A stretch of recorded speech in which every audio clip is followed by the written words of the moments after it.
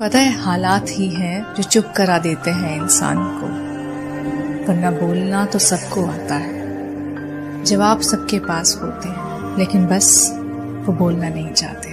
جہنم میں کن عورتوں کو آگ کے کپڑے پہنائے جائیں گے، چلیے جانتے ہیں۔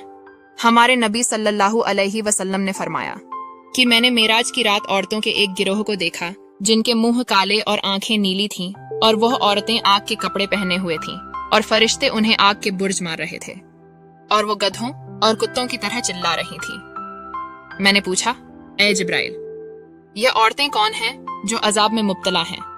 تو حضرت جبرائیل علیہ السلام نے عرض کیا، یا رسول اللہ، جہنم میں کن عورتوں کو آگ کے کپڑے پہنائے جو اپنے شوہر کی نافرمانی کرتی تھیں؟ ہمارے پتہ ہے حالات ہی ہیں جو چپ کرا دیتے ہیں انسان کو، ورنہ بولنا تو سب کو آتا ہے، جواب سب کے پاس ہوتے ہیں، لیکن بس وہ بولنا نہیں چاہتے۔